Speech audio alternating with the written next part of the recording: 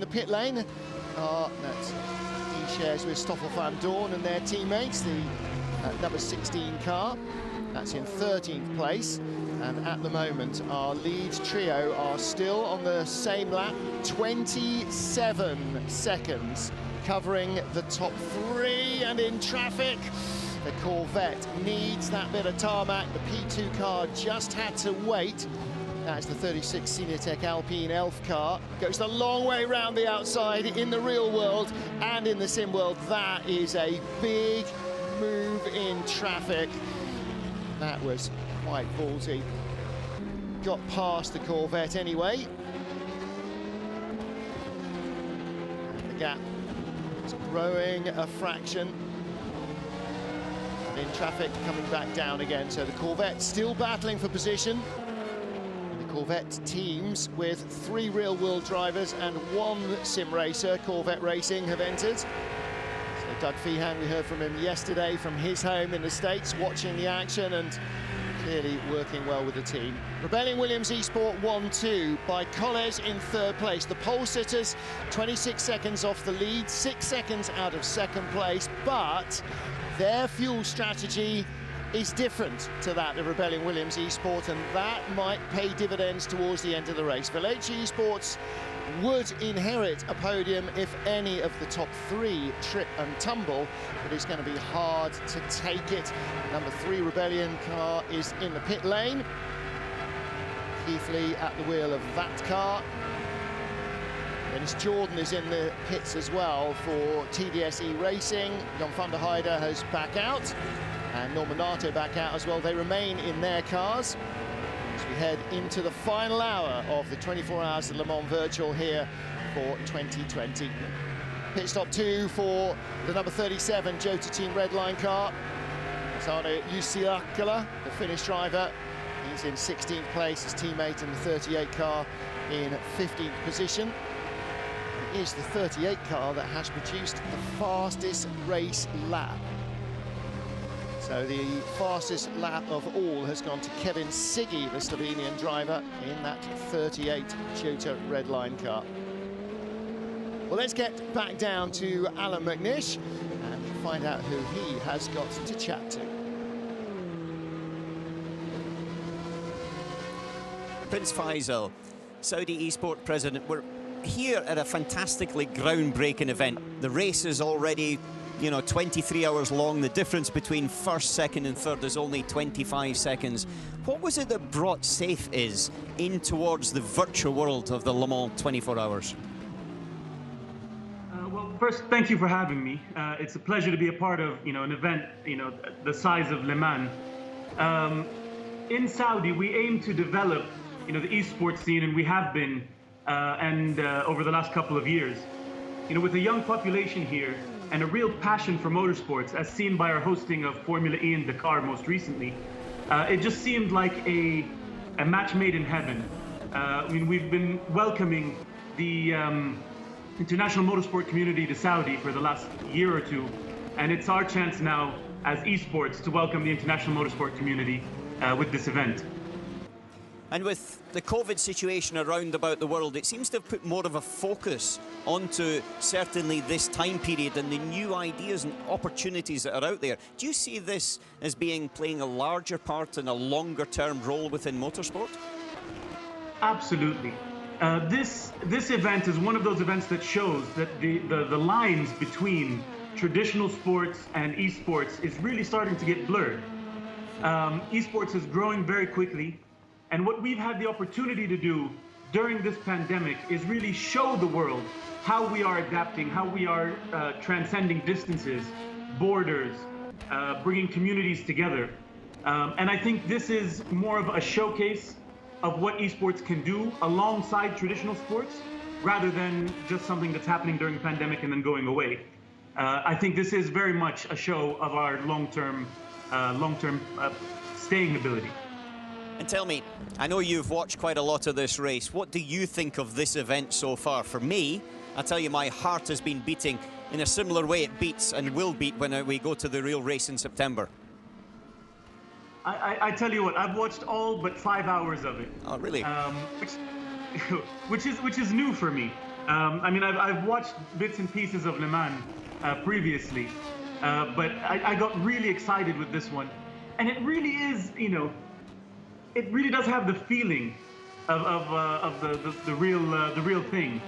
And it's fun to see, you know, such initiatives. And we believe this is the time when one can experiment with esports and use it as a platform, bring in new audiences to test out new things.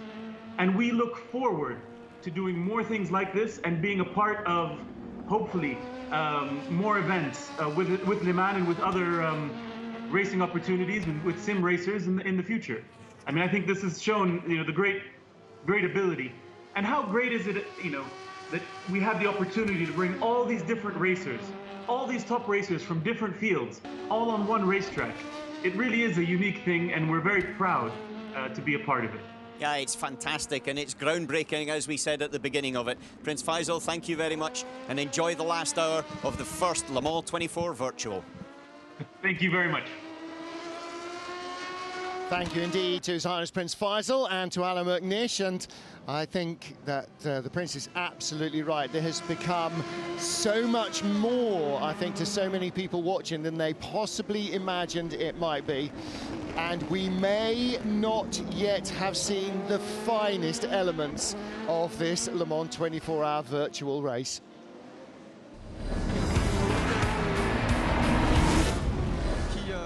Well, the race started in clear conditions at the Circuit de la Sarthe at 3 o'clock on Saturday afternoon, the traditional start time. Poleman Tom Dillman led the field away, but he was a little over-ambitious, jumping the start. That would earn him a drive-through penalty. The pole sitter, a 93 Porsche, at a top of a dominant display from Porsche. Problem for Fernando Alonso early on, collecting a GTE car. That would earn him a penalty, which in the end cost them a chance to win the race. Number 4 car coming back from their drive-through, battling wheel to wheel with Williams. A server crash for 30 minutes brought about red flags. We restarted behind the safety car as afternoon turned to early evening. 2C's got a chance to lead, and the R8G Corvette insinuated itself into the top of the GTE battle.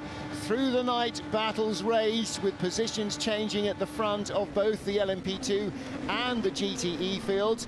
The number 20 car, one of the most fancied and followed entries, Team Redline, they would be out of the race before dawn, and others would have similar problems.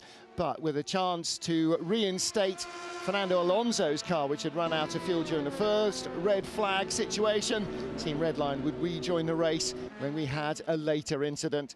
One of the front-running cars, the car of Stoffel van Dorn, Norman Nato and their teammates, dropped down the order for Veloce Esports, and they were unable to find their way back into race-winning positions by dawn. Multiple pile-up involving 2 of the 4 Rebellion Williams cars, and the 2C's car just getting away with that. Doesn't get any prettier from onboard, does it? A big accident. Then a second time the server crashed and we went red, this time for just over 36 minutes before going back to green flag racing. And the lead trio all on the same lap, running nose to tail. A little too close company. That earned a penalty for the Ferrari driver. Luckily, the second place Corvette continued in the race, but Aston Martin working their way back into contention. Into the closing stages, 2 Rebellion Williams cars and Bicoles. Those are the 3 lead cars on the same lap. And now it comes down to driver time, fuel fill, and who can work and juggle and fumble their way to victory here in the first ever mixing of real world and sim racing drivers in such an elite event. And if you don't think the racing has been of high caliber, you clearly have not been watching. This has been as wholly consuming as any Le Mans 24 hours. Well, welcome back to our coverage live inside the final hour of the 24 Hours of Le Mans Virtual, wherever you are around the world.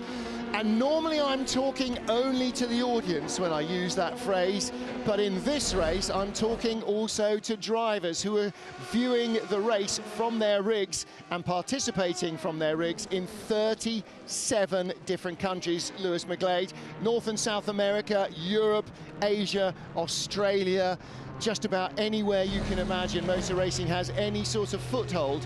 We've got drivers online racing in this game. Yeah, motorsport is a global sport, and believe me, sim racing is as well. We are all over the place in our Factor 2 in this kind of area for the last sort of 5-10 years. It's been more focused sort of around Europe and that kind of area. There's been a few people that have come in from elsewhere. However, the last couple of years, it really has expanded.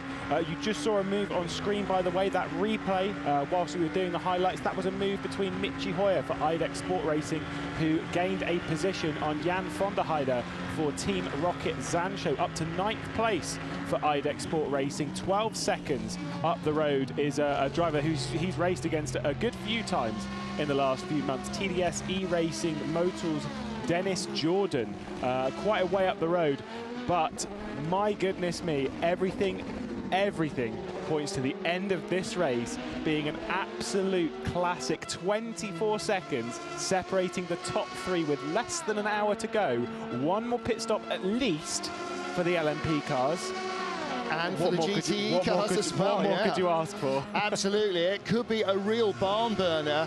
The predictive system in our data tracking that is tracking everybody's fuel stops suggests that the margin of victory, all other things being equal, could be 0 point something of a second.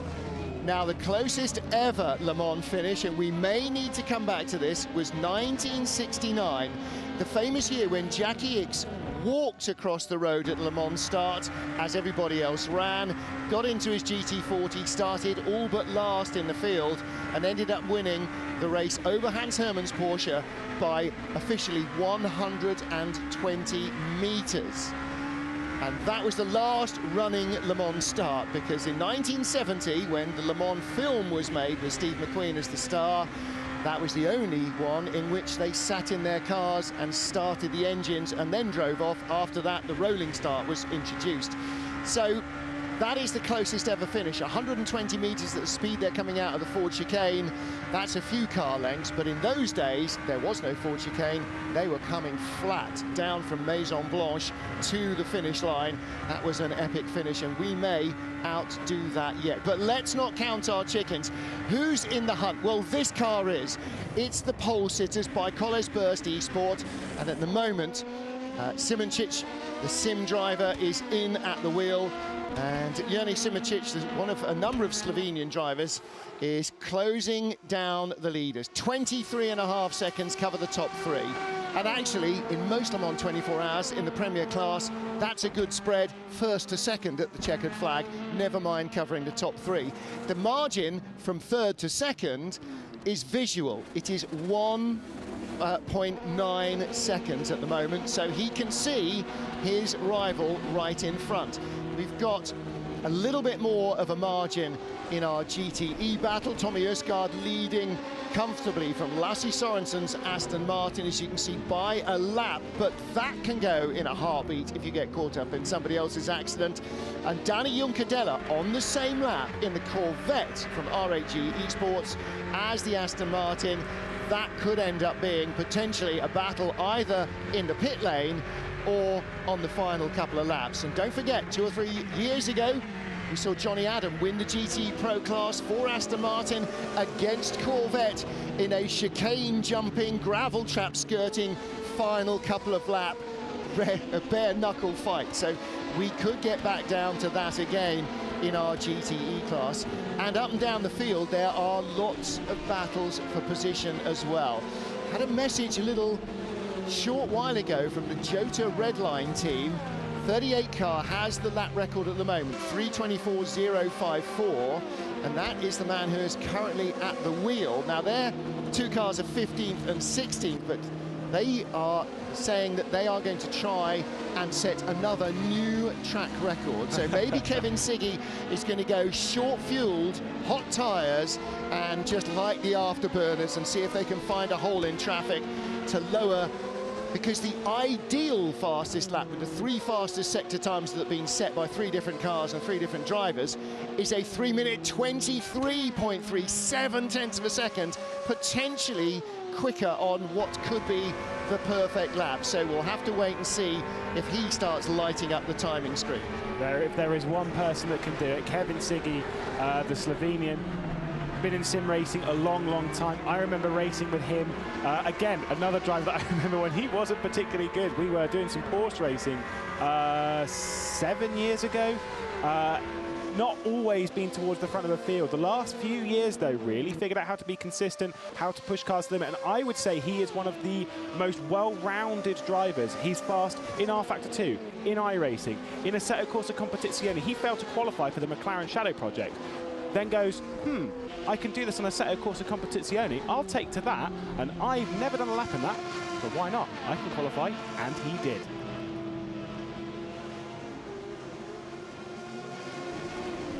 Look at our GTE leaderboard and look at the grid progress. The 33 car in LMP up 13 places from their grid position. Watching the battle between IDEC Sport's Michi Hoyer. IDEC Sport, one of our, quote, home teams, because they've got half their team driving here in the studio. Michi Hoyer, only a week old in this team, and he has been leading their development. He has done, I couldn't tell you how many laps, how many hours behind the sim he's had, fine-tuning their performance, and he has been battling with the Team Rocket Sport car. Michi Hoyer, IDEC Sport, car number 17. Jan van der Heide right behind him for Team Rocket Sancho. This is the battle for 9th position. Both of them have fought their way back up into top 10 positions. But of course, no racing driver ever wants just to let it lie. Just a little ahead of them is the TDS car.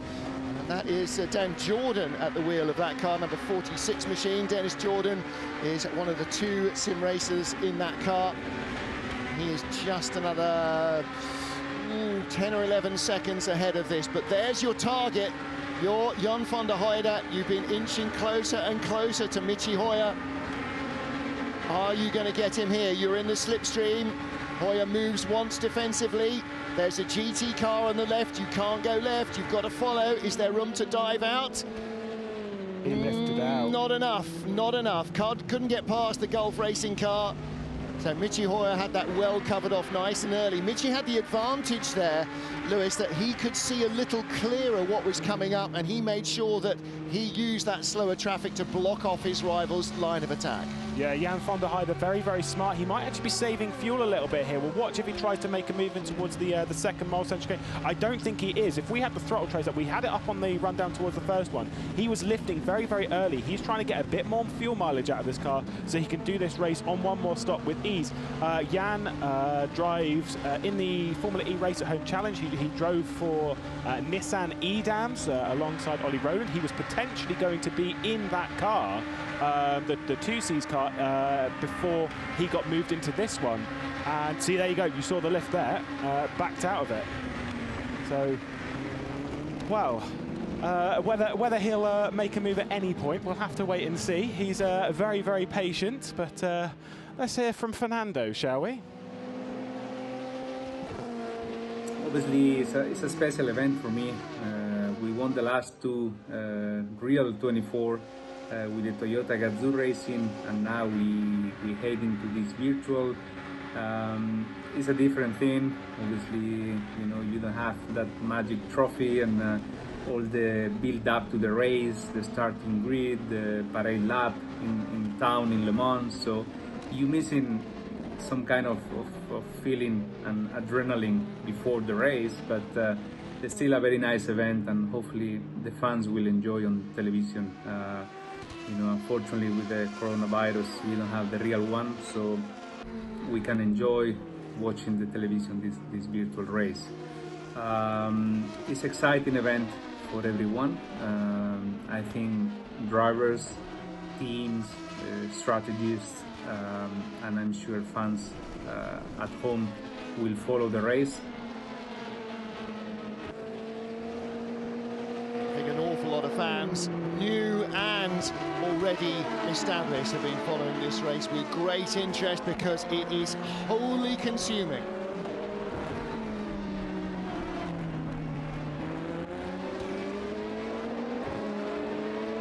Another lap starts, the IDEX Sport car ahead of Team Rocket Zancho, battling in the final 40 minutes of the Le Mans 24 Hours virtual.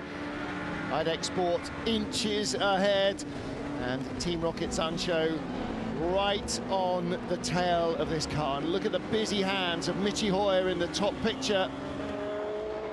Got a little bit of vibration. I wonder if he's got slightly flat-spotted tyres there, Lewis. He was showing us a couple of days ago, we did a garage tour with them. He deliberately went out, flat-spotted the tyres, and then drove on the Mulsanne and showed how much vibration. Like he's really fighting the car over the curbs. I think you're right. He's driving there with a direct drive wheel, so having a little bit of a drink as he runs onto the Mulsanne. Very important to keep hydrated. There is definitely something not quite right. As he gets up to speed, you can still see it's wobbling a little bit over the bumps. I think you're quite right. There is something not quite right with the tyres on that car. Maybe carrying a little bit of damage. When I was in earlier, when Richard Bradley was just running his 4 laps for IDEX Sport, as he was getting ready to come in, he was saying left rear damage, left rear damage. I could see on his screen he had selected damage, do not repair, when he came in to hand the car over. So they may have figured that they just couldn't afford the time. So it may be that they still have an inherent imbalance in the car. It may be that they fixed it since then in another pit stop, or they changed their mind and fixed it when Richard brought the car in. But the incoming driver selects the fuel, selects the tyres, and selects any other work to be done. And it clearly said damage, do not repair. So it's just possible that there is a bit of an uncomfortable feeling in that car, and Michi, having spent so many hours in it setting it up, is possibly determined to hang on to this position. 9th is better than 10th, 10th better than 11th, and first is definitely better than second. So let's take a look at that little battle. In the pits is our race leader, Nikodem Wisniewski, the Polish driver, in the number 1 car for Rebellion Williams. Now, he had a 21-second advantage. In comes his teammate, Mikhail Romanidis. The Greek driver is also in, and that moves Simoncic up to second for Baikoles, but he was only 8 seconds behind. He goes by, so Baikoles have got a lap in hand at least over those cars. They've actually got 2 laps in hand, so they've got two more laps. So now the situation is, if there's anything happens in these 2 laps, then they are in the prime position, because that should take them directly to the end without having to do a stop. And the thing is, with 37.5 minutes to go, we estimate that the full time of a tank is around 35 minutes. Now, if you can get that full tank's 10 laps, so if you can go 2 laps more from this, that means that they'll be coming into the pit lane with roughly 31, 32, 33 minutes on the clock, and that is a comfortable margin to come back in. 37 minutes, though, that's tight. That is tight. It's 1 lap too many. You've got to save. It's 1 lap too many, so they're 1 lap out in terms of that.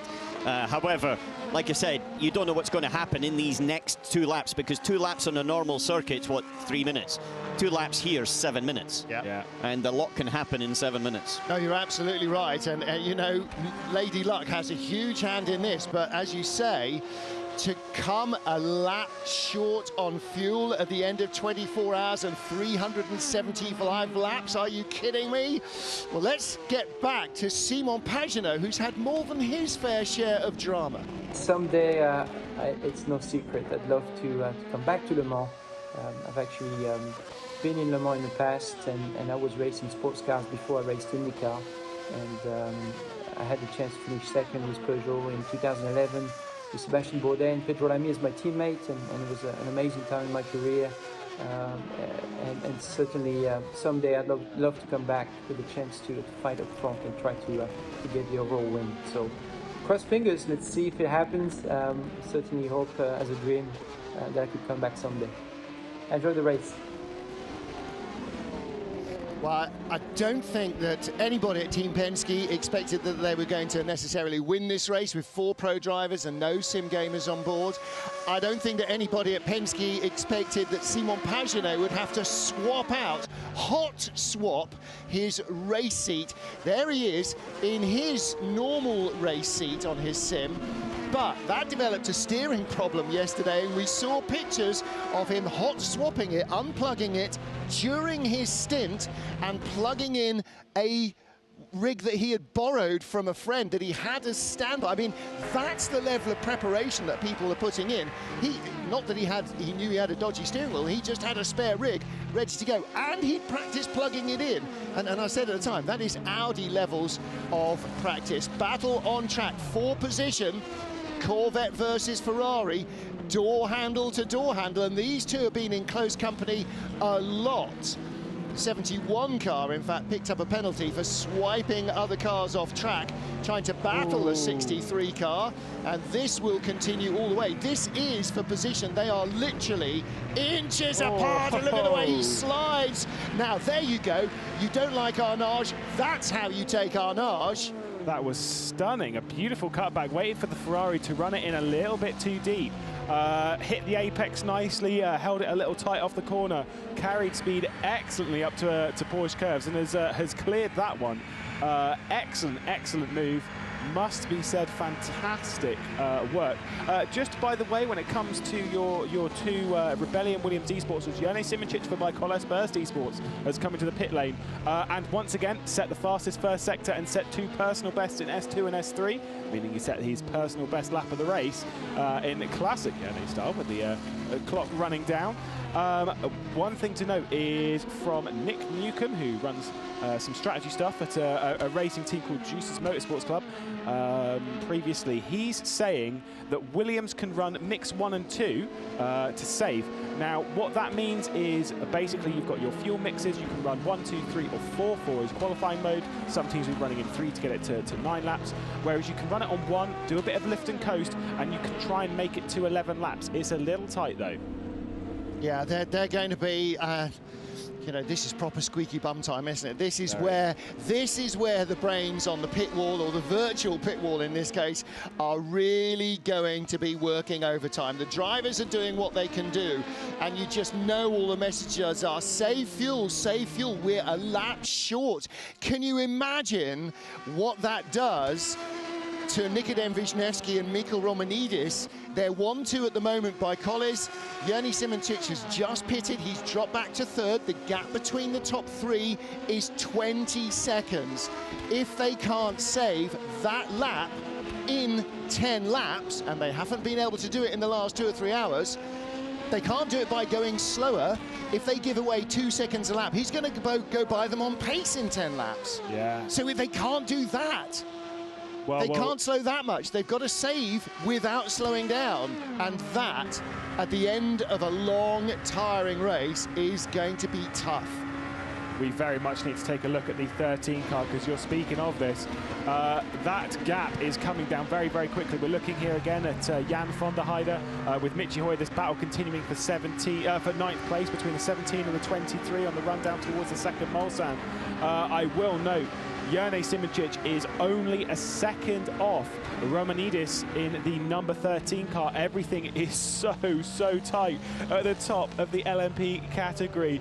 We've got 31 minutes to go in the race. Time is ticking down. Noting for those fans, for someone going for the fastest lap of the race, Kevin Siggy setting a personal best in the 2nd sector, and as we said earlier, he was going to go for the fastest lap of the race. Once again, Jan van der Heide not really trying to make a move on Michi Hoyer. He's more than happy to just sit there and really just look after his tyres, look after his fuel, try and really pick it back up again, and maybe gain something a little bit later on. With the 30 minutes though, he can come in, just fuel it up and get to the end of the race. You can see Michi Hoyer there, top right of your screen, an up-and-coming sim racing celebrity, I guess. You know, he's made a name for himself. in sim racing as Michi Hoyer. Oh, Jan van Heiden's going to try and do it before the traffic lifts out of it before Indianapolis. Smart move. And there, ahead, is that Jerne Simoncic ahead of Romanidis? It is. Yes, it is. There's the change for second place. As you said, he was reeling him in very quickly. He was only a second behind.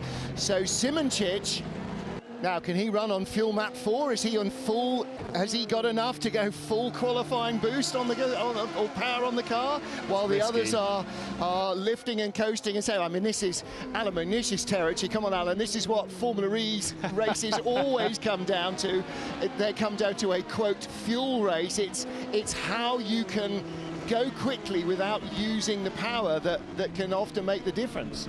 You know, in that respect, Simoncic, he came in a couple of laps later. He's in a much better position to be able to try and squeeze it out. And right now, I would say they're in a very, very good seat. However, they are 19 seconds behind. The next 2 laps and the traffic is going to be the key factor. How they both use the traffic, whether it is going against them or for them, and at which point. So, for example, if you catch a car into Tête Rouge, you lose the momentum through the corner and you need more fuel to accelerate to top speed again. If you catch the car into Porsche, you can roll round outside. Don't lose any time, and you also don't lose fuel. So, and again, so much of this comes down to fortune, doesn't it? Fortune favours the brave, my friend. Okay, we're heading inside the final half hour of the Le Mans 24 Virtual, and it is all still up for grabs.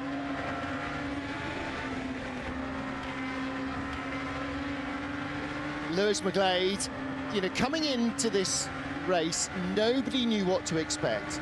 We've talked about, we're merging the streams, aren't we? We've got half a grid of real-world drivers, half a grid of SimWorld superstars, racing in a not-together familiar environment for any of them, and one of the world's greatest races and one of the world's toughest races to survive, never mind to win. And some of the teams are doing well just to survive it. We're into the final half an hour, and as so often is the case, we still have no clue who's going to win this. And with 5 minutes to go, never mind 30 minutes to go, we may still not know. This could come down literally to the last few hundred meters. Yeah, for me, this very much falls to one of 2 teams. The 01 Rebellion Williams esports car, and this car that we're looking at, the Bicolis Burst esports car. Yes, it does have to make another move. It is in 3rd position. I will correct myself. I do apologise. He passed another one. That was for a lapped car. Romanidis is directly ahead of him. He's the blue car in the foreground of the shot. Has to get by him and then get on with it. I've been told, by the way, that Bicolis Burst esports they can run mixed 3 with sort of like a few turns just to easily sort of like conserve and stuff. So they're mixed 3 to the end, whereas everyone else kind of has to conserve a little bit. Jerne Simoncic in the top right of your screen. Things favour him.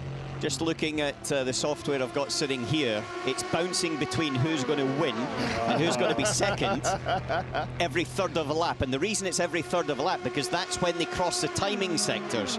And so it's already had a change in the last half lap. But if I look at it right now, you know, the Collis car is actually quicker on both the first 2 sectors by nearly 0.8 of a second on this lap alone. It's down to 18.9 seconds. But it's this traffic that is going to be the thing that will make or break it. He has to get through the traffic. He's got to get past this other LMP2 car before he gets to Porsche, or he's lost the momentum of it. Now, the other part of that is when he's behind the LMP2 cars, and particularly when he's behind this Rebellion Williams, he's saving fuel himself.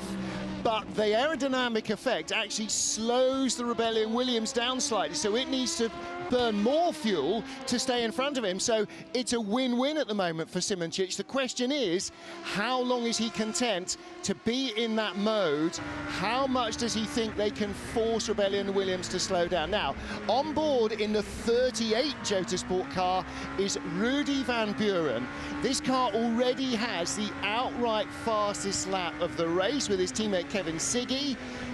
And this, I think, is Van Buren with the afterburners fully lit, Alan. This is trying to set a new and definitive virtual Le Mans lap record. It certainly is. That was very, very quick coming through Tetra Rouge. He had to lift a little bit, but he got straight back on the throttle. Didn't lose too much momentum. See the speed on the left-hand side of the screen there, knocking up to 300k already. And this car is kind of out of contention. It's down there in 15th place, but it's going for that little bit of extra glory. He's not got much traffic ahead of him, so it looks as if he's going to be in quite a good place to actually get this. And that's the thing, when you're actually on a quali lap, and this is effectively a qualifying lap at the end of the race for him, then you look out and you see there's no cars ahead. Then you just think, fantastic. When you get a car like this, you're working out, all right, yeah, I'll get past him and I'll get in before I get to the braking point. That next car, I'm going to catch that into the middle of the apex. Is it going to actually hold me up or not? We'll have to wait and see, but it looks like it's going to be very, very tight. Probably okay, right on the exit. He will be able to get past him with using his slipstream as a benefit as well.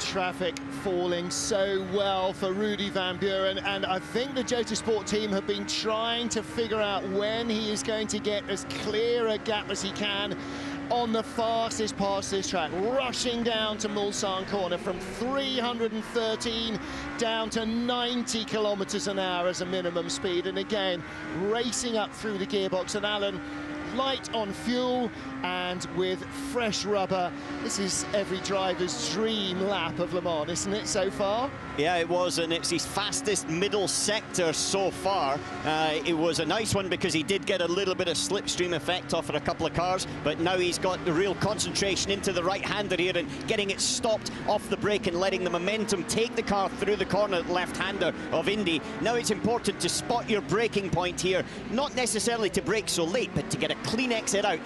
Bit of oversteer there. There's not too much of a time loss, but that GT car up ahead could be the fly in the ointment, because he will catch that in between the two lefts, I think, of the Porsche, of the Porsche curves at the moment.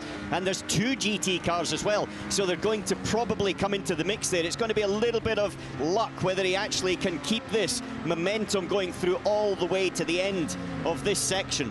He may hit them at Ford as he runs through the Porsche curves. Rudy Van Buren, the very first world's fastest gamer. There is that traffic. This lap might all be for nothing. Oh my, no. He's going to go for it. He is going to go for it. Tick picks the outside of the Porsche. Maybe going to go for the inside of the Corvette. No, The Corvette pulled across to block him from doing it. Lap done, unfortunately. We'll see what he does when he crosses the line. It's a 3:24.0 to beat, although I kind of feel it's a bit unlikely that he's going to beat that in this scenario. But Rudy Van Buren, back in the day, was genuinely heralded as the #1 driver on R-Factor 2. Back in the likes of 2016, 2017, still holds that kind of position. Jurnej Simoncic dropping back from Wisniewski. It got down to 18 seconds. It's back up to 21.5. He needs to get by this Rebellion Williams Esports car. Now, this looks like this is exactly what Rebellion Williams Esports are doing. They're backing up Mikko Romanidis, the Greek driver, and as a result, backing up Jurnej Simoncic. They can't give themselves more fuel, but they can make Simoncic burn his fuel wastefully by not being able to get by the second-place car. And that will sacrifice maybe the 13 car's chances of victory, but Rebellion Williams Esports might win it. He's overcooked it under braking, just trying too hard, Michael Romanidis, and Jurnej Simoncic, not a flicker of emotion on his face, but he sides through for second. Now he's unleashed with 22 minutes to go. That was fantastic by Simoncic. He actually put himself in the position where the focus went to what he was doing instead of the apex in the corner. And a very, very good little setup. Now he's on his way, but I fear it could be one lap too late. 22 minutes, 22 seconds. That's the deal. Is he slightly right-hand down? Jurnej Simoncic. He looks like that car could have a little bit of damage on it. Does look like it, doesn't it? And that might be part of the reason why it slightly blunted his pace, why it struggled to get by Mikko Romanidis. But we need to see what he does in clear air. The leader is 22.7 seconds in front. We have 21 minutes and 34 seconds. He needs to find a second a minute. That's 3.5 seconds a lap. That is a huge ask, unless we get a 2016 where the leader on the final lap has to come almost to a grinding halt. It could happen. Alan, what does the software say? The software is in nervous anticipation, just like the rest of us at the moment. It's too close to call. The software is not putting its shirt on either horse in this race. So, Jurni Simoncic for Bicolles. What a story for them, for the Bicolles team. If they could start on pole and win this race, that would just be a phenomenal result, bearing in mind how many ups and downs everybody has had. But the Rebellion Williams team as well, well, their 3 car was their best qualified car. That started in 4th. The number 1 car started in 8th. Here we go. Look, he's going to repass him. The Bicolles car is going to drop a position again. Yeah, he's not got top speed, has he? The Williams was in the slipstream and managed to slingshot by. How big could that be for the 0-1 car? Nikodem Wisniewski down the road, nearly gets pushed off on the exit of Indianapolis, going to hold it to the inside of Arnage. Backs out of it, does Jurni Simoncic. That's a position drop for the 4 car. Romanidis was being very, very fair there. He could have really eased the Bicolles car over. It was within his rights to run right out to the curbs. He did not. He gave them both room to survive. Because in the end, 1st and 3rd for Rebellion Williams is better than just 1 car on the podium and 2 in a big crash. Oh, Jurni Simoncic down the inside of the Porsche curbs, and he's done it. Well, he's got grip, but he hasn't got top-end speed. So what is it that would give him that? He's still got grip in a Porsche That's curbs. confidence. Wow, and look at the way that has allowed him to break that toe to the Rebellion Williams of Mikko Romanidis behind. Is Romanidis, how many laps have we got to go? We've got 19 minutes. We've still got sort of 6 laps to go. He can't be coming in the pits yet. I don't know about you guys, my heart's racing. Listen, the gap's 23.1 seconds. If Williams believe that they are going to run out of fuel with the lead car, do you just go long and gamble on a Hail Mary final lap, or do you take a single lap's worth of fuel and then try, or 2 laps worth of fuel and then try and race it out with the Bicolles car? Do you give up track position, Alan, for the certainty of finishing, or do you gamble everything? You gamble. Gamble. You've got, it is the biggest race in sim racing. Can't believe you even said that. Yeah. No, I'm just got asking. to gamble. I know what I'm thinking, but I'm just the baying mob. I wanted to have a professional's opinion. He clearly also is the baying mob. Gamble! That's what we want. We want high stakes for the biggest race of sim racing's history. You only win the big prize if you gamble big at a time like this. Yep. If you want to be sure, you stay at home. Yeah, absolutely. Absolutely right. Well, there you see on the map where our cars are. They are both on the Mulsanne straight. One's at the first chicane, one's at the second. So that's the gap between them. 22.9 seconds. You saw what the real estate difference was. Nikodem Wisniewski in the top of your shot. That's his view out front at the bottom, and that's his car at Mulsanne Corner. And as he turns into Mulsanne Corner, his pursuer is at the second chicane. I still can't get over that move. That genuinely, that, like, we've done 23 hours, 45 minutes, and for me, that move from Jurni Simoncic, it could even be more important than initially anticipated. Yeah. But that is move of the race for me. That was a quality move. You could not make that up. Not even side by side going into the Porsche curves. Carries so much commitment around the outside. Gets it to the inside of the second. I don't know how. Where do you teach Simoncic has lost time. He's lost a second to the leader, and Romanidis has gone from 3 point something to 2 point something behind him. So Jurni Simoncic has been held up somewhere in traffic, possibly caught somebody right in the middle of the chicane or at Mulsanne Corner. A little further back, 36 car, that's one of our home teams. Thomas Laurent is not one of the drivers racing in the studio. I was chatting a little bit earlier to Pierre Rag, who is one of the 2 drivers that raced here in the studio, and he was saying that they thought that maybe Andre Negrão would do the final stint from home in Brazil, because that's where he's been racing from. But looks at the moment, in fact, as though...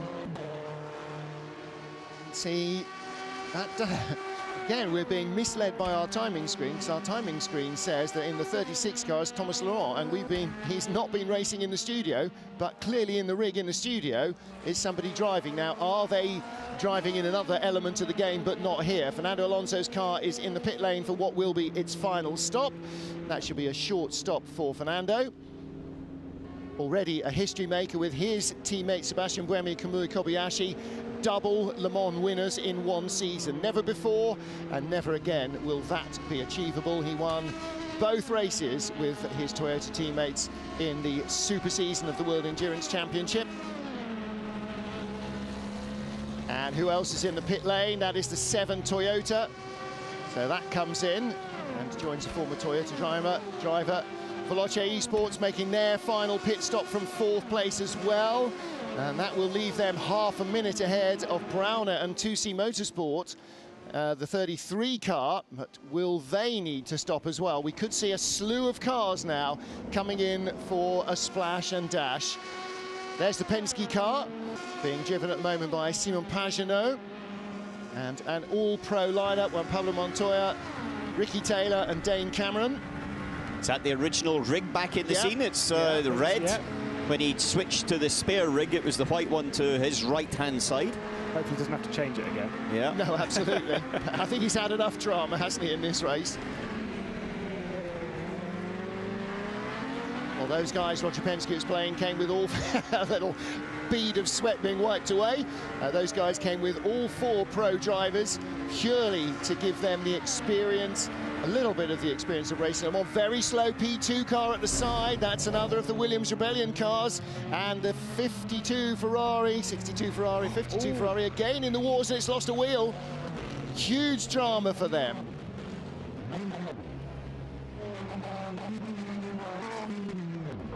And off again goes the Ferrari, because with 3 wheels on his wagon, that is not proving easy to drive. Who is having to struggle back in 62? Charles Leclerc.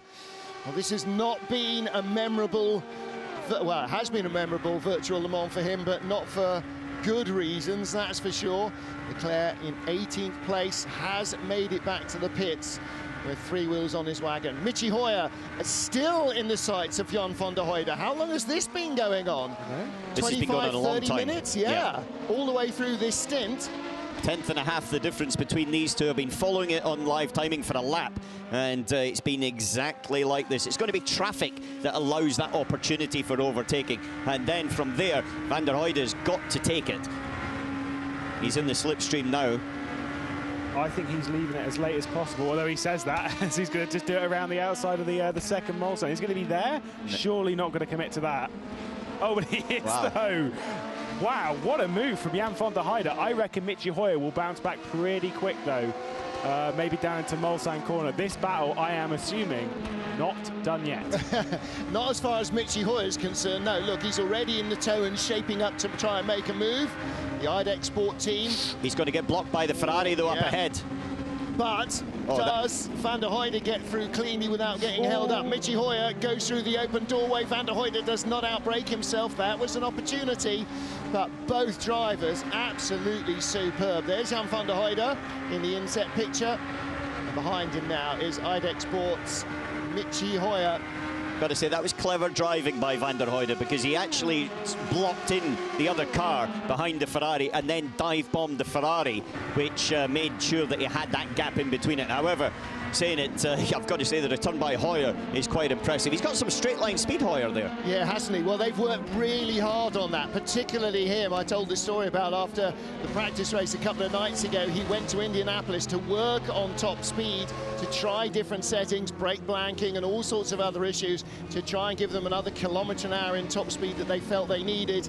They might well have been right. Tommy Usgaard leads our GTE class for Porsche Esports in the 93 car. 92 Lasse Sorensen for Aston Martin Racing, and 80 Danny Juncadella for R8G Motorsport, or Esports, with their Corvette. So Porsche, Aston, Corvette. Factory Corvette in 4th, Dempsey Proton Porsche in 5th. That's the 88 car, and that is the battle you're looking at now. Yeah, half a second between the two of them. So Alain Terzic The Slovenian driver in that Dempsey Proton, in the Corvette rather, just holding off Kevin Van Doren in the Dempsey Proton car. And again, across the line, Team Rocket Sancho. Now, I'm sure no matter how fatigued he is, whatever time, well, it's a sort of benevolent time of the day in LA, but Jenson Button's probably spent most of the last 24 hours wide awake watching what's going on. I know Jean-Eric Verne, when he wasn't driving, he was saying he was working as a spotter for his teammates and helping out in any way he could. So Jenson Button has been doing exactly the same. Battle for fourth, Veloce versus 2Cs. And these are cars that have been figuring right in the top order all the way through this race as well, Lewis. So I did ask Rory McDuff, one of the other drivers of the 33 car, I said, do you have to stop? And his response, I don't think so. So we'll have to wait and see. I'm sure with 10 minutes to go, they are good to go to the checkered flag. And I think as well, so are we. Yeah, I think everybody is rolling the dice right now.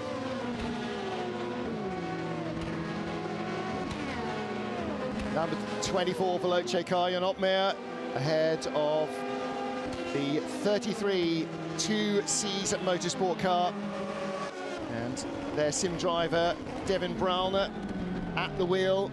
And it is an ultra close battle. And at stake, as in every Le Mans 24 hours, for the winners and for our podium finishers, replicas of the legendary 24-hour trophy. If you win outright, or if you win this race outright, you get the same trophy. It's only the words on the front that are going to be different. And it will look just as impressive on your trophy shelf. How classic Le Mans is this, with 10 minutes to go? It's not just one or two battles for position. We've got a lot of battles for position here as Alan Terzic, very aggressive driver, is going to try and go around the outside of Indianapolis, Martin. Oh.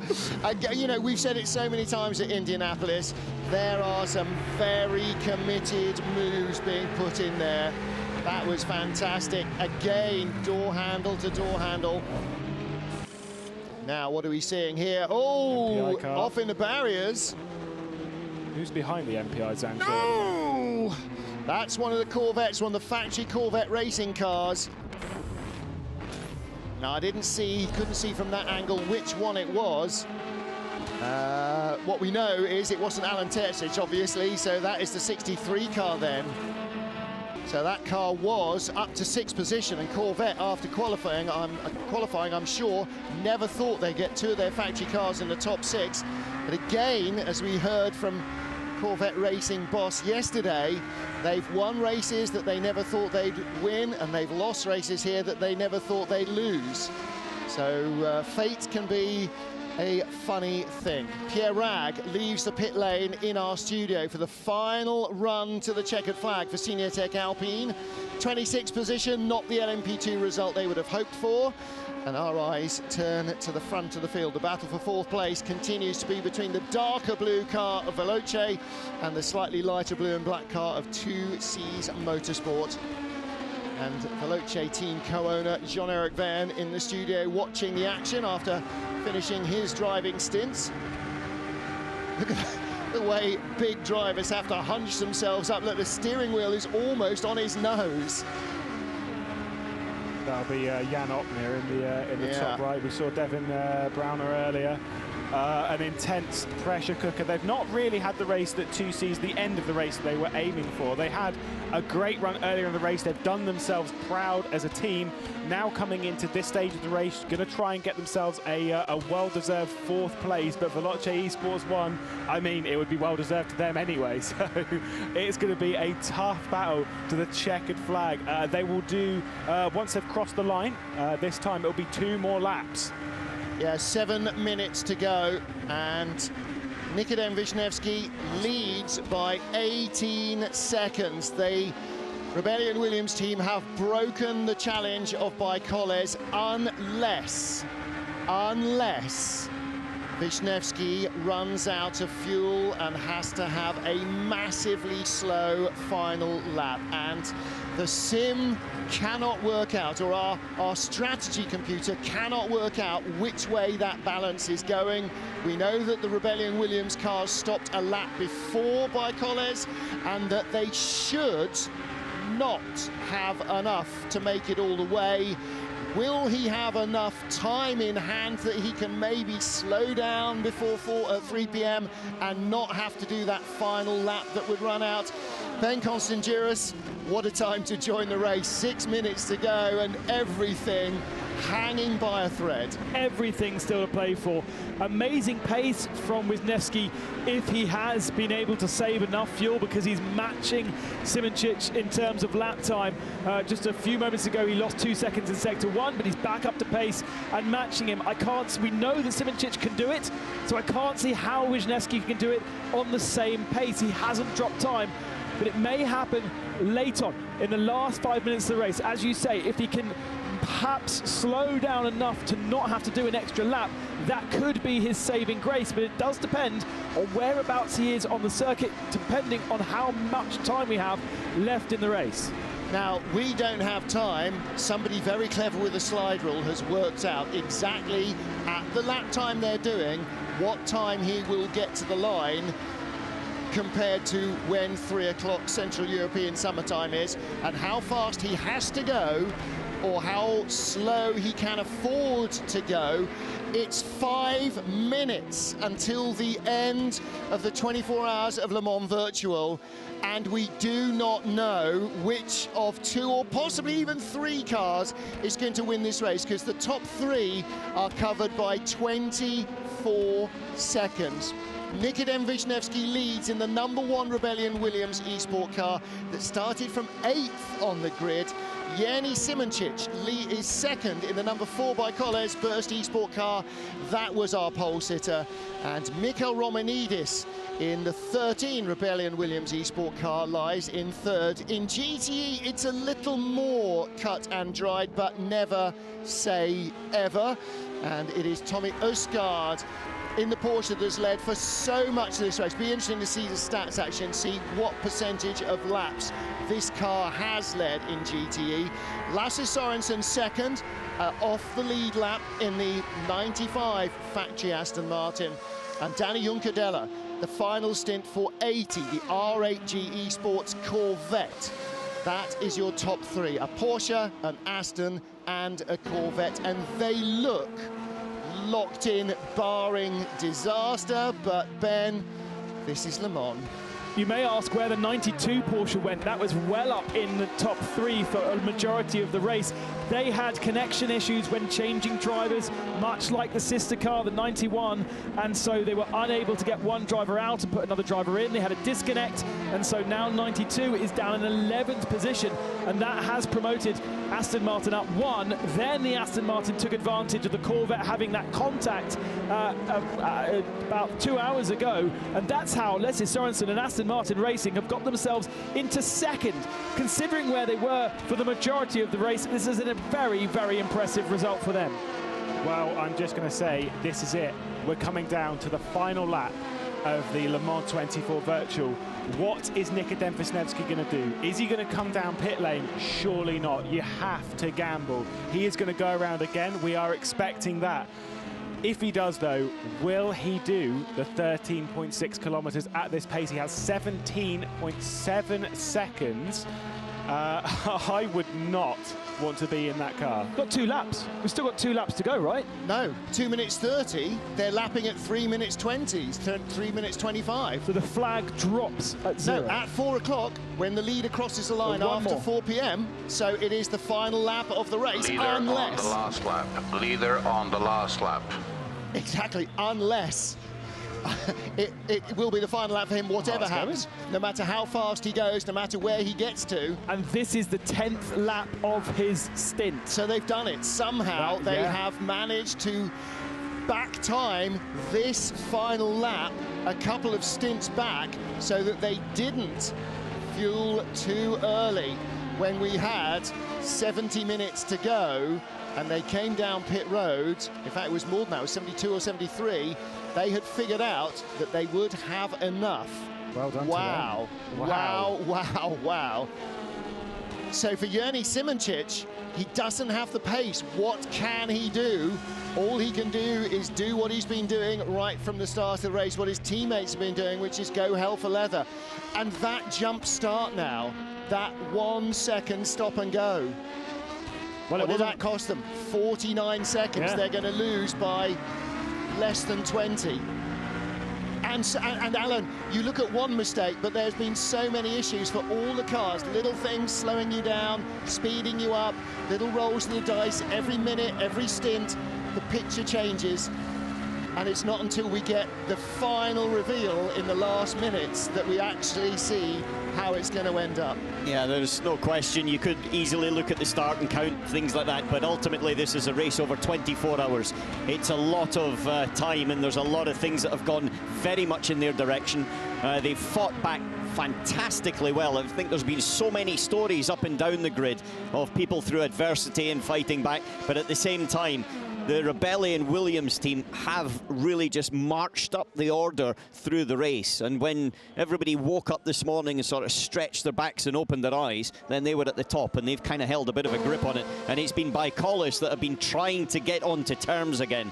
But so far, it looks like this car is going to be the first winner of the Le Mans 24 Hours Virtual. Yeah, and what a day for Rebellion, for Williams as well. This eSport team combination. 4-car entry in LMP2, the biggest single team entry in the field. And only Porsche matched them in GTE with a 4-car factory lineup.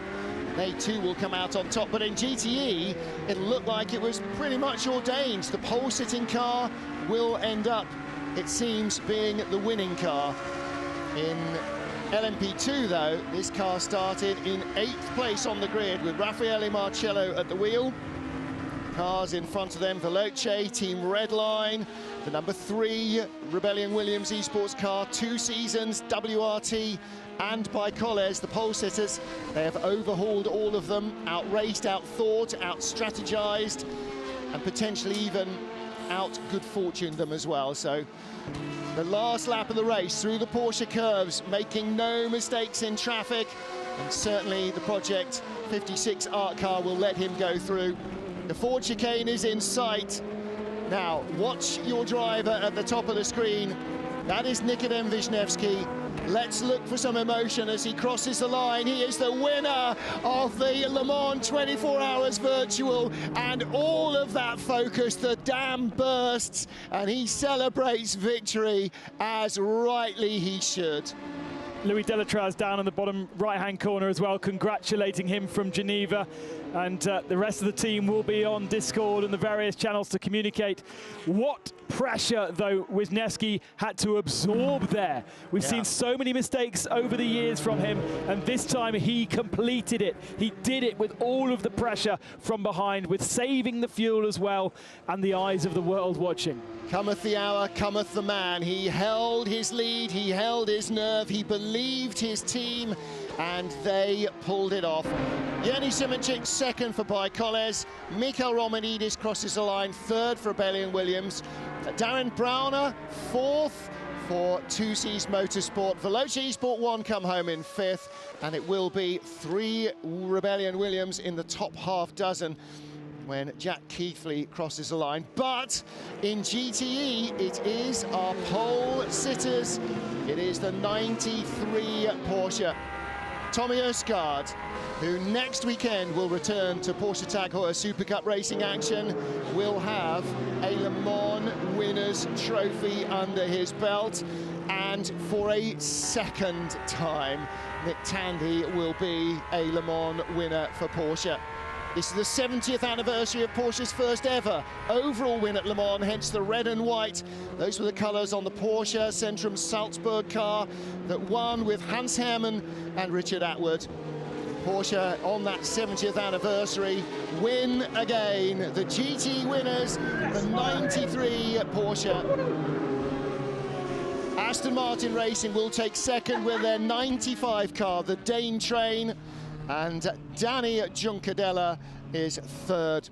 Well, let's hear from Williams Esport, the winning team, and Hayley Edmonds. We just won the Le Mans 24 hours. I'm joined here by one of the winners of the LMP overall, Louis Deletraz of Rebellion Williams Esports team. You have won this 24 Hours of Le Mans virtual. How do you feel, Louis? Honestly, amazing. It's been one of the longest night of my life and the longest two hours. I really got taken in it. And it feels so good. Like, we've been spending 3 weeks every day on the sim, driving.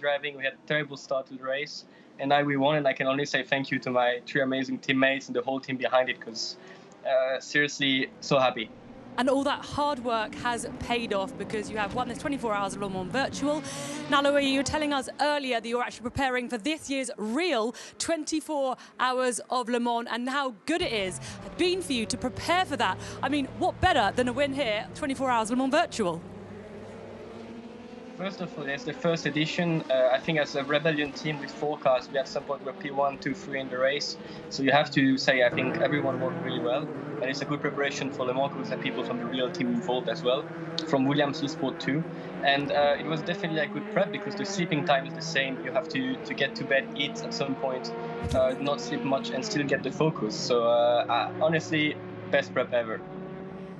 Sounds like you are pretty well prepared. Well, congratulations, and I hope you get to celebrate that tonight, and that is if you don't fall asleep.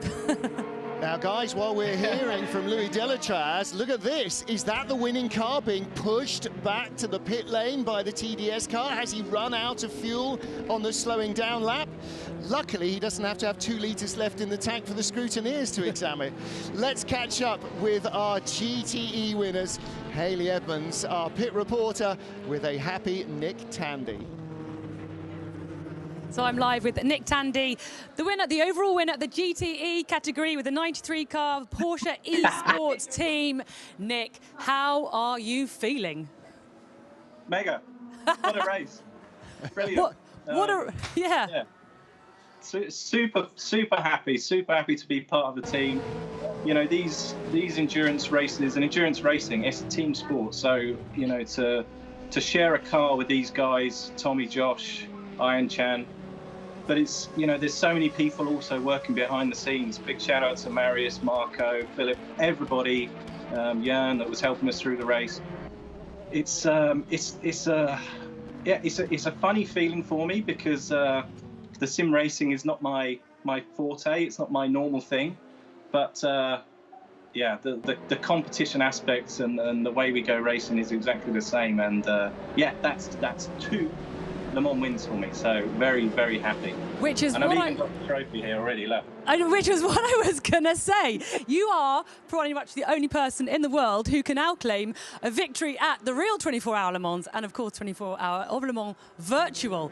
So big pat on the back for you, Nick. And it's also the 70th anniversary of the Porsche's first win in Le Mans this weekend. So this is just like a triple celebration for you. Yeah, exactly. You know, it's so good. It's been such a hard time the last few months for everyone.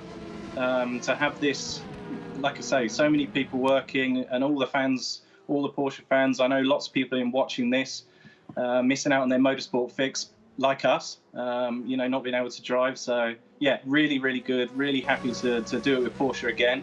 And funnily enough, on this very day, the 14th, 5 years ago, was the last time I was on the top step of Le Mans. So yeah, really, really happy.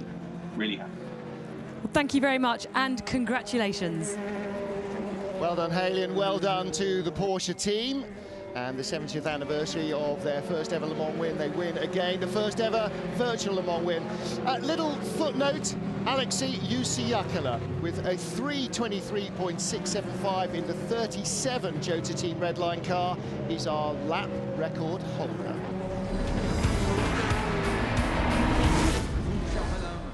The virtual Le Mans 24 hours started under good weather conditions that would continue throughout the weekend, unlike the real Le Mans. A jump start from pole position man Tom Dillman cost him an early drive-through penalty, but qualifying had showed that the number 4 Bicolles car would be a factor in the race. 93 Porsche was the lead car in a dominant qualifying performance from Porsche, but bad luck came their way early on, courtesy of contact from Fernando Alonso, whose car would later retire when out of fuel.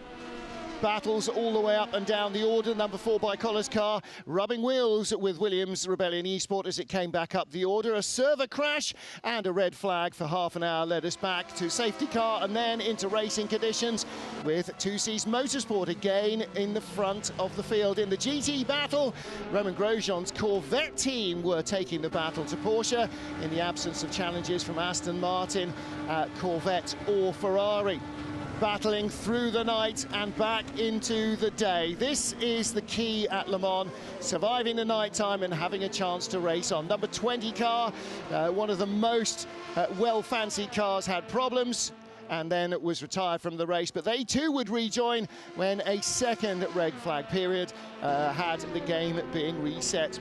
Early front runners, number 16 Veloce Esport team, Norminato, Stoffel van Dorn and their teammates faded late in the evening as the race continued at a relentless and merciless pace into the early morning, and still 2C's Motorsport, the Bahraini team, dodging the bullet there as 2 of the Rebellion Williams Esports cars collided, one of them losing a wheel in a big shunt. Jack Keighley and his teammates just getting out of that one. So after our second red flag period, a little over 36 minutes, we went back to racing with the top 3 on the lead lap and almost nose to tail, covered by about 20 seconds, setting up a grandstand finale. Trouble in GT almost took out the second place Corvette. It was rattled against the barriers by an errant Ferrari, knocking a Porsche into it. Corvette came back into the action, challenging for an overall podium spot. And then in the closing stages, the number 4 car trying to find its way by the 3rd placed Rebellion Williams car and chase off to the leader, but by the time he managed to do so, his challenge had gone and the leader had saved just enough fuel to get to the end of the race. The battle for second place was not over. Mikko Romanidis again coming back at Yerny Simoncic and retaking second place. More trouble for the ill-fated 52 Ferrari that was Ferrari's real dark horse in the race and their only competitive challenger early on. They had no end of dramas.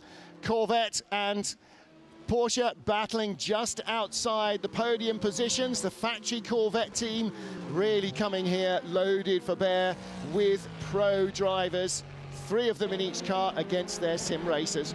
3rd place in the overall GT rankings went to Romain Grosjean's Corvette, 2nd to Aston Martin Racing, but victory in GTE went to the 93 Porsche Esports team.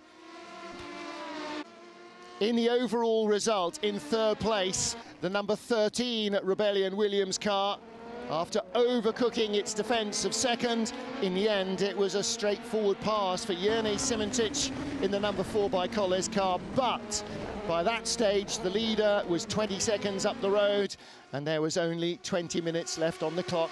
And Romanidis was not finished. The Greek driver again taking the battle to Simoncic, and again it seemed the Rebellion Williams had just the edge in terms of top speed. Not in terms of grit or bravery, but a great move by Romanidis gave Simoncic room to survive, and Simoncic then dive-bombed him in the Porsche curves in one of the most outstanding moves of the race to move up into 2nd. It was all too late though, and Nikodem Wisniewski was out front for the final hour and at the checkered flag. Rebellion Williams Esport claiming victory in the 24 hours of Le Mans Virtual. A remarkable achievement for a brand new race team in a hugely successful first virtual Le Mans race, with Porsche claiming GTE victory. Well, let's take a look at our results. Rebellion Williams Esport car number 1 finishing as our race winner. Just 17 seconds covered the top 2, 23 seconds covering the top 3 in the podium. And in our GTE field, behind most of our 30-strong LMP2 lineup, we had victory for the pole sitters for the 93 Porsche eSport team. Aston Martin Racing's Dane Train, the 95 car, finished second, and a Corvette in third, courtesy of R8G Motorsports car number 80. Breathless action from start to finish. Was it a real Le Mans? Yes, in every appreciable aspect, it was as real as Le Mans gets. A staggering achievement from the first ever 24 hours of Le Mans Virtual. And Ben Constantinos, we're with the team boss of this fine achievement, the boss of WC, Gerard Neveu. Gerard, you and your team, I don't know if you've slept any more or any less than our sim teams, but are you happy with the way things went? Sincerely, yes. I can say yes. I have to say that a few weeks ago with Pierre Fillon, the president of the ACO, we have made a dream. And this dream became true this weekend, definitely. And it has been a massive collective effort. This is very important to say that with many people involved in multiple areas, I have to say, to make it happen, definitely. Well, let's get down to Haley for final thoughts from the pit lane as well with our sim racing experts, Lewis and Chris. Yes, thanks, Martin. So, yeah, I'm here with these guys. Firstly, congratulations. You've just done 24 hours of Le Mans Virtual. How has it been for you? It's been a very surreal experience, I have to say. I think a bigger congratulations to our drivers, of course, but it's been fantastic to be a part of this unique event. It's the first time we've ever done something like this. A lot of work has gone into this. Just look at this studio. It's been a fantastic team effort. A lot of people here behind the scenes who wouldn't have been seen in front of the camera, but they deserve a lot of praise as well. And I think we witnessed a very good race, and I have to say congratulations to all the teams that competed and made it across the line and gave us 24 hours of very good racing. We're all still awake, so it must have been pretty exciting. Yeah, I couldn't agree more. And how about yourself, Lewis? I mean, this has been 2 decades of work which has gone into making sure that sim racing has gone this far. If you look at it 20 years ago, Gregor Houtu was still about, but then nothing else was. And so to say that we're here now, we've had this in... It has been incredible, and it shows so much for the future. Absolutely, it's been epic. So thank you very much, and it's been great to be a part of it. It has been great to be a part of it, and Alan McNish is standing by with the trophies that our winners will take. Yeah, they're going to be taking these trophies. There's 4 because there's 4 drivers in this, and congratulations to both the winners in GTE and also in LMP2. Car number 1 for Williams Rebellion Racing Esports and also for Porsche Esports. But as well, this is not just about drivers, it's also about teams. There was a lot of team effort behind it. And there's also one of these babies going back home to the team managers for their aspect to this and the effort they put in. And it's fantastic to see that the whole ethos and the ecosystem of the world of sports car racing was recreated here in the Le Mans Virtual 24. Very pleased, very proud to be part of this in something that I think is very much groundbreaking as well. Well, I think I can echo that as well on behalf of Ben Constantinos, the commentary team here, all of the World Endurance TV production crew, and everybody from Gerard Neveu's operation as well. Gerard, the final word has got to go to you. This was your baby. You conceived it, you gave birth to it, and it is a beautiful Bonnie baby. As usual, I think that Alan spoke very well. This is a teamwork. That's typically the best summarize of the sports car and the endurance. A team victory for the winners, a team victory for the people who cross the checkered flag. And we have to pay tribute for all the people who put such a big energy and enthusiasm in this project. So the competitors first, with this impressive and amazing grid, with such a good, elegant attitude during all the last 24 hours on the track for sure. We have to say also thank you to the million and million of fans who follow us through all the weekend on TV, on digital TV. We have to say thank you for the major partners distributing on 57 countries in the world. And we have to say thank you especially to Eurosport, our partners in Europe, to ESPN in USA, G-Sport in Japan, and so many other. Digital with all the top platforms all around the world. We have to say thank you to the sponsors, and especially the title sponsors of this event, the SAFES, the Saudi Arabian Federation for Electronics and Intellectual Sports. We have also to, and all the other partners that we have following us and supporting us. And I have to say that they join us also on this virtual event. I'm thinking about Rolex, Michelin, Total, Goodyear, all the other who stay with us, MMA, Gant. So it was absolutely amazing, impressive to have them with us. We can say also that a good thank you to the ACO with the President Fillon, with who bring this event happen at the end on the front of the stage. The FIA with Jean Todt and the Race Atom supporting us. We have to also never forget the entire TV production, AMP Visual, who host us in this fantastic studio, Olivier Denis, who have made such an incredible job. A special word for all the media supporting us, but also all the officials. I'm thinking especially to Eduardo Freitas, Lisa Weissart, Ben Rossi-Turner for the amazing job they have made. All the support from the organization team from WEC. And I will say a special thank you also to Motorsport Games, our partners, who has made a great job. Dimitri Kosko and all his team with Mike Zoe and all the people around Darren Kirk, and there is so many other. 130 people behind 200 drivers, splitting on 170 simulator within 36 countries for this first edition. Thank you very much. Thank you finally to you for this fantastic job. It was absolutely amazing. Thanks very much, guys. Well, I'm sure I speak for Ben. It is always a pleasure to commentate at Le Mans. If you've never watched Le Mans before, make sure you watch Le Mans again in September. We'll be at the Circuit de la Sarthe for the real deal, and it will be well worth watching. Until then, from all of us, thank you for joining us, and goodbye. 4, 3, 2, 1.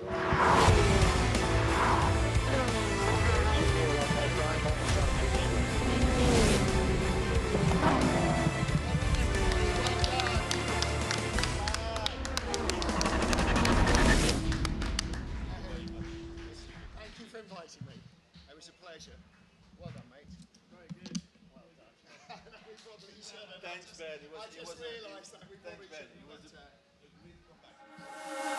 shouldn't.